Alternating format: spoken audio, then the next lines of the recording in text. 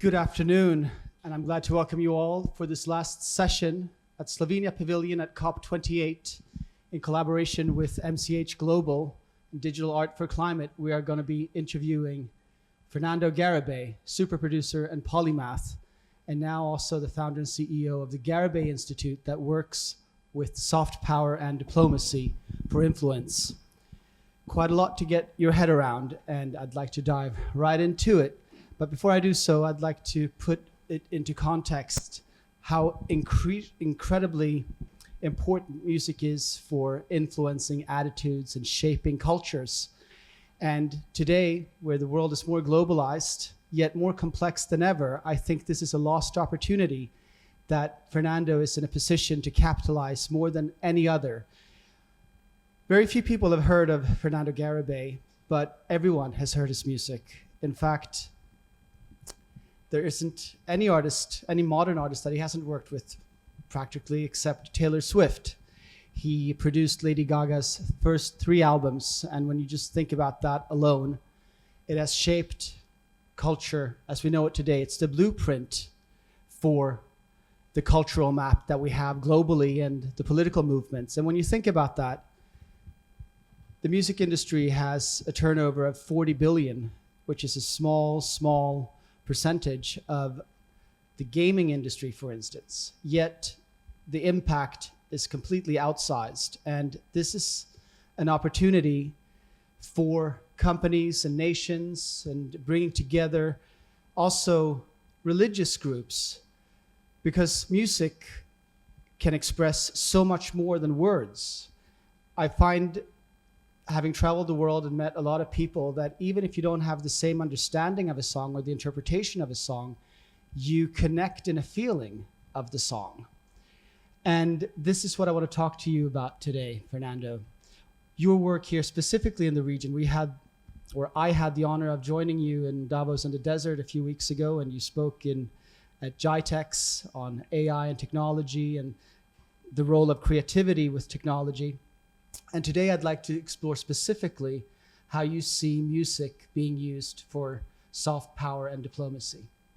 Yeah, I thank you for that kind intro. I'll start by saying to the table on my background, I've developed artists end to end. It just so happens that these artists were in collaboration with the work that we were doing, were shifting perspectives at scale around the world.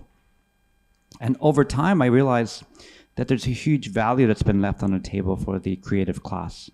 And I can trace this back and now set up the table and frame this out in a hope to be simple thread, which is, art was a commodity essentially over the history of time. And it's built out on this economic frame of the first sale doctrine, which is you buy something once and there's an economic return for the artist, the creator. And communities, religious communities throughout history, leadership communities throughout history propagated this forward as a commodity by supporting, by purchasing, and hiring the best talent, Beethoven, Bach, etc. In the early 20th century, we have private capital further propagating this as a commodity. Music, printed sheet music at scale. You have the invention of the phonograph, now being able to sell recorded music. You have moving picture with film industry really blossoming with the help of private capital. Then we look at the mid to late 20th century. You have public capital, Universal Music, Universal Films, etc., now getting their hands on this commodity. And then we have the 21st century where this commodity was valued to zero, thanks to the exchange of Tor and these content sharing platforms. Then we have a band-aid on this issue of economic asymmetry with the subscription model, right? So you can see this thread that this downward return on the value of the creative content and creative output was set to zero, and it still is zero, right? So except for the 0.001% of the creative class that are working. Now, why is this important? Well, on one side is, we have the livelihood of the creatives who inspire and really show us how to see the world, right? What would happen? What would have happened if in history we valued it as a way, art in general, as a way to see ourselves and the world, and that was the primary value proposition. And that's what we set out to find out. And so over my past career of making music for 20 so odd years, I realized that I was not just making pop music, but I was developing a framework for soft power.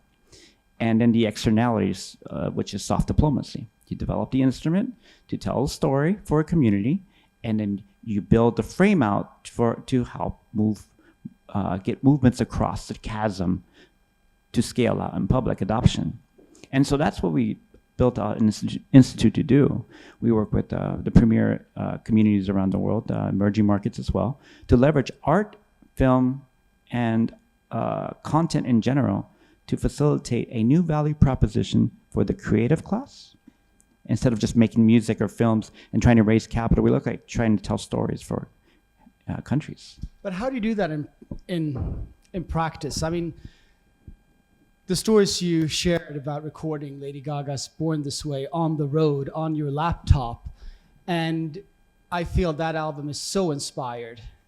But there was no way you could anticipate just the kind of impact it would have. And did you even think about steering it in a direction then? And how do you think that today, like doing inspired art, will have an impact? Let me ask you a question. What do you think Born This Way did, the album? What it did? For society? I think it really inspired tolerance. That line, what's the line when they say, I'm on the right track? And give me the line where they... Born This Way. So what I've had a career of doing is partnering with artists that were very intentioned on helping humanity, right? And without getting political or taking a side, I think that that's a true example of what I'm saying, that art has this potentiality. It's still locked, right? We're unlocking that potentiality. Now, you saw glimpses of this in the flower power movement with the Beatles and Simon and Garfunkel, who were using their art to bring peace to the world. Yeah, but and it was left then. But you right? know, like, but how do you direct that power? Like, I want to share this anecdote with you. When Reagan ran for president in '84, I believe, he had his theme song being "Born in the USA," and Bruce Springsteen protested and said, "Oh, this is a protest song against the United States, complaining about the United States." And everyone said, Reagan is so out of touch with the American people. Yeah, he carried 49 states. I don't know who's out of touch. I can give you a current example of that. I worked on this film alongside with the studio called Angel Studio. Angel Studio is a film studio that is the most talked about film studio in the world right now. One of the reasons they're most talked about is because they released a film called Sound of Freedom. And it's to create awareness to combat child trafficking. Now, who won't get or who can't get behind that, right? But you'd be surprised. But what we did have is, the major presidential campaign nominee currently, I won't mention his name, but it starts with a T, used our music as his partial theme campaign song, right? And then we saw this trend that the music of the film had an impact and was helping presidential candidates around the world and prime ministers advocate for some of their causes. And I saw that, it's like, wow, that's exactly what we hoped for. Now, whether you take a side on left or right, whether it's polarized, I can care less. So long as if it makes noise, it creates impact. And if it brings people together, it creates impact. That's right. So we start with, so how we operate and my institute is we work with communities that are disparate. In other words, are not talking to each other. And, again, we thought space was the ultimate unifier. We thought like these other issues, but there's really nothing more effective, in my opinion, and from our case research and our studies, where music is the most effective unifier. And for me, look, I'm a skeptic. I've always been a skeptic because I've always made music. So I thought I was biased until I started looking at the evolutionary history of how our brains developed, right? So music predates linguistics by thousands of years, right? And so let me just follow that thread. If It's baked into our being, our evolutionary being, from our Broca's center of our brain, which are language center of our brain, arguably, and these neural pathway networks that evolved over time to understand language. We understood music first. So music connects with our complete being. And there's this beautiful anecdote of music being the voice of God, well, or the voice of culture, or the voice of people. And that's pretty profound. So now if we can think about this value proposition, music teaches us how to see ourselves, how to see each other, and see the world. What can it do for COP28, COP29, COP30? What can it do for the World Economic Forum? What could it do for our other partners around the world, the religious communities that need a new way to communicate their mission? I mean, like you're saying, music really transcends politics. It transcends religions. And what I love about Dubai, at least I've heard many say, that you come to this country, you leave your religion and your politics at the door, and everybody comes together here and get along. And I've come to know you as a close friend, as a brother, and all the long discussions we've had together. I don't know where you stand politically, but I know that we feel the same about the world. And I think that's what music does. Where I stand politically is I love humanity. Exactly. Right. And so there's no, I believe in oneness on every aspect of who we are, what we are, from the quantum level to the Newtonian level.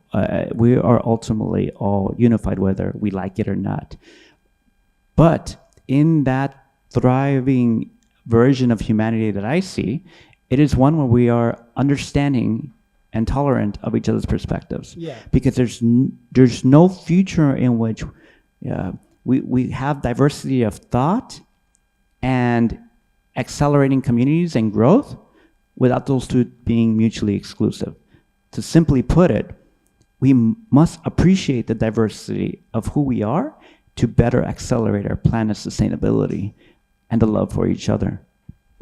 So I want to go back to when you work with countries and corporations to use music as soft power, how do you approach the mission of what they want to communicate? Let me be clear, it's not just music. So we tackle on capital markets as we look at partnering with entertainment industry and academia. So it's finance, economics, ultimately, content, entertainment, art, and academia.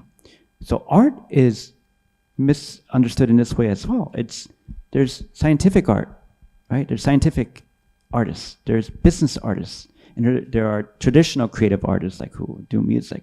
So we leverage these instruments to more effectively tell different stories. So I can't get into too much detail on the specifics of it, but I can share some of our ongoing conversations with religious communities and in Saudi and et cetera. And what's interesting is the need to catalyze new ecosystems, the need to support a story that brings us all together, an honest story to more effectively reconcile the differences and converge into something that we can grow together. So we're seeing this in the capital market space. So we're seeing that if you look at a publicly traded company and you add a board that's diverse, your valuation will go up. There's a direct correlative to that, right? We look at UN is a great example of this, right?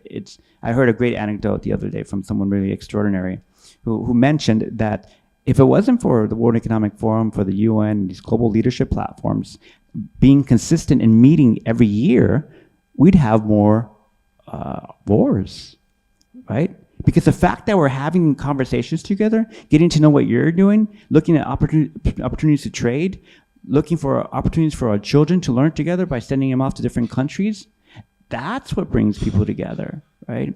So back to soft power. Soft power is, again, also very nuanced, right? If we bring instruments of the creative business people, instruments of the creative scientific community, and instruments of entertainment, you're looking at catalyzing ecosystems and exporting identity by default as an externality.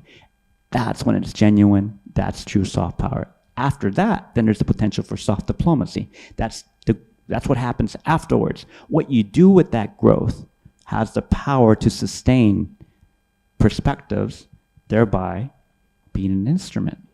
And I guess with any artistry and art, it's about self-expression and promoting local cultures to be able to express what they feel and come together in small communities. And that's quite a contradiction when you look at what you've done, sell some of the greatest selling albums of all time. How do you view that in terms of creating and promoting creativity?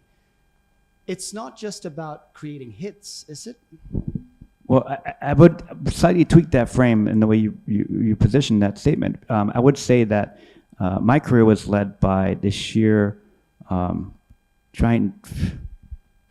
plainly put, trying to eat, right? So music for me was ultimately the way I saw the world. It was anthropomorphically everything to me. It was every relationship you can think of. So it was a necessity. It was like breathing. So to think about how important music is to someone like me, it was and then I would mirror that sentiment to the rest of the world, how important it is to them. Music saved me from myself. And I think it's that deep core of what music does to people that it's, again, the most important thing when you talk about music. It's how we connect with each other. Music is that bond. It's the fundamental vibration of the world, I think. And that's my philosophical, emotional reaction to that statement. Now, how I reconcile the business aspect, well, that was an externality. I honestly never cared about the economics so long as there was food on the table for my friends and family. And that's it. So now we're in a luxurious position where we have the fundamental economic infrastructure, at least in my life, where I can begin to think academically about these things. And that's why I'm considered a polymath. And I work in the creativity frameworks I teach all around the world, right? Because these are instruments that can change humanity. I feel I have this gift and ability to do that, so I'm going to do that. Very much like I made and collaborated with these extraordinary artists who help get this message out that we should love each other. I mean, to be a great artist, I guess you have to starve and suffer. And that's a little bit of what I'm hearing from you, that when you started out, it was to get food on the table. And can you really be creative unless you have something that you lack that you need to get out? Oh, yeah. So that's the theory of whether trauma is the fuel source of the cognitive fuel source for creativity. I know. I always say if I had been more traumatized as a child, I could have been you. Look, I'd be doing it. Let me first of all say I'd be doing a huge disjustice to my family that I love very much, and my mentors like Georgia Moroder and who did feed my soul, who did feed me in every single way. But what I mean by that is music is so profound that you don't realize up until you have success that you don't need the success to prove out your worthiness, right? And that's ultimately what music came for me. It's always trying to essentially prove this dynamic of understanding myself and where I fit in the world. So that's my hope, is that power of unification with yourself, the reconciliation of who you are and what you do with the world is where you start. So that at scale is what we're trying to do. And that's what I've always done with the music, right? With the artists that I worked with. We're just trying to show you a version of yourself, right? And if you can see that, and that's what music does. It's like, so the majority of the world has this it's a challenge to see yourself because you can't put a mirror to your brain. Right? But what you can do is watch a beautiful film that might show you a different side of humanity. It might put on a song from Led Zeppelin, the Beatles, Pink Floyd, who would show you how to think beyond this planet. Right? So that's what the most important thing out of this space that I get. So what are you seeing in the region now with Arab music, and how do you wish to be working with the region? Well, I think the obvious is can we bring, well, I just follow what we can learn from K-pop, for example, right? To better answer that question. K-pop taught us how to take Western practices and use lean manufacturing to optimize its contagion and its scale effects, right? And then we look at other communities like Mexico, who have the #1 artist in the world right now, Peso Pluma, which is amazing because I'm Mexican and I'm very proud. And you see how, again, music scales, and what does that mean here? Well, I think that the same thing can happen here. I'm not the only one who thinks this, obviously. But what I think is, in order to do it effectively, how to create a new genre, it's always been here, not new, but new to the world, is to catalyze ecosystems and do this knowledge transfer where you bring the best of the West and East, right? So top down, macro, and then you raise that artistic amplitude, right? And then converge in the middle, right? So top down, bottom up approach to catalyzing Arab pop music. That's what we're looking at. So for Arab pop to become the new K-pop, do you think it is a matter of the skills to be influenced from the outside and what you can bring to the table? Is it distribution?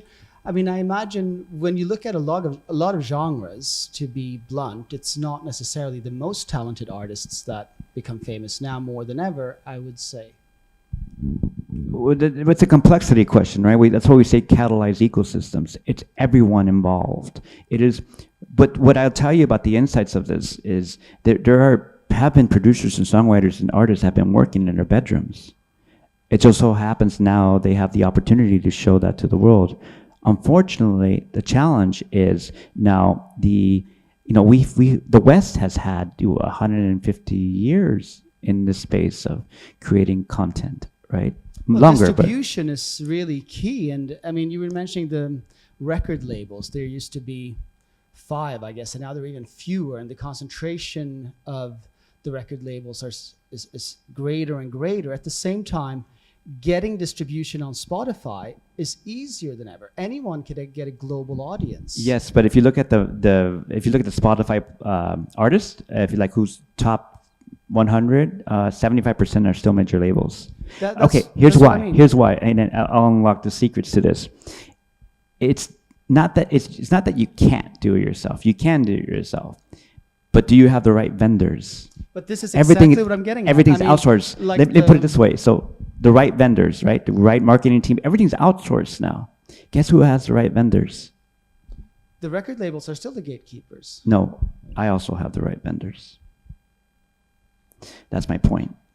To do effective knowledge transfer and to catalyze an ecosystem, you must have the network, the know-how, the framework, and the people. And that's what we're capable of doing. So we're going to lend our services to the Middle East as a whole. And I can't say who are, I can be very clear about our partners, but their intentions are to support and catalyze the music that's about to come out from the Middle East.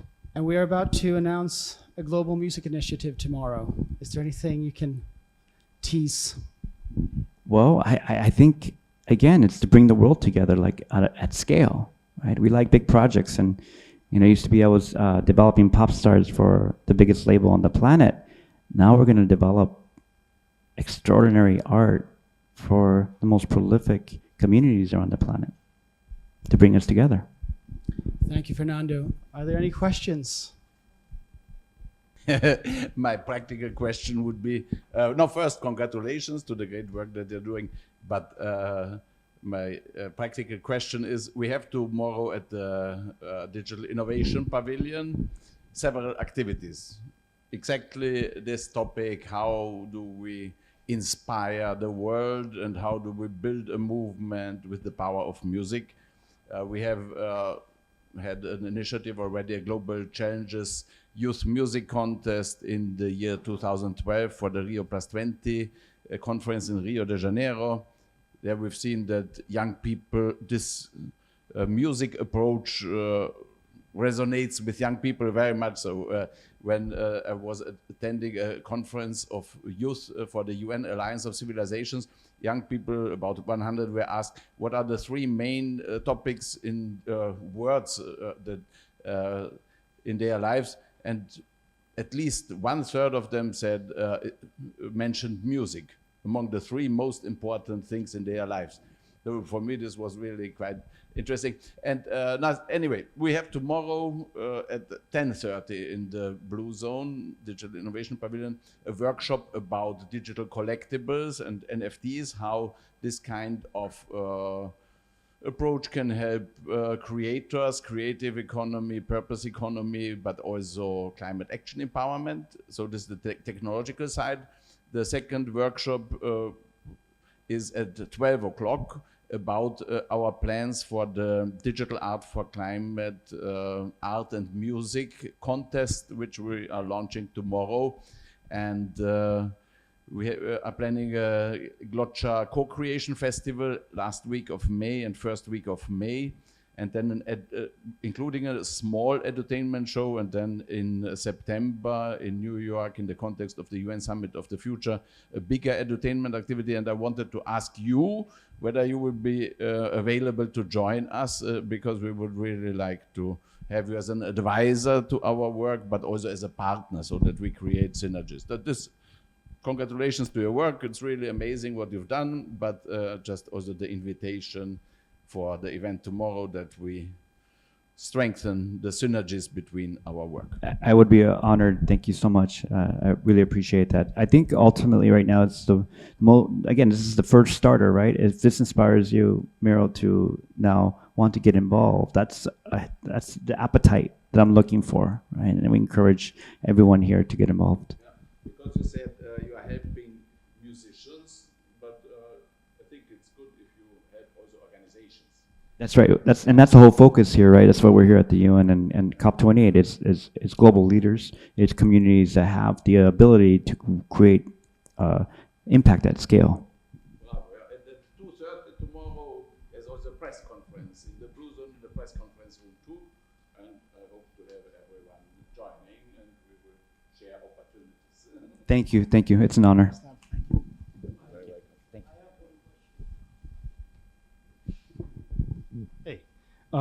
Yeah, my question would be on the idea of bringing people together for a large shared emotional experience with art to make the world a better place is an empowering statement, but it's also somewhat of a vague statement. There is a question of a for what, make the world better, how and for what, and I think it presses on.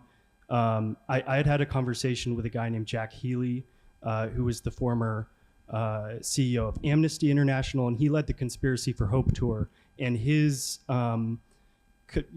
conundrum that he ran into was, you get all these people together and they have this deep moved experience, and then when it ends and they disperses, they're not sure where to place that emotion and what to actually do.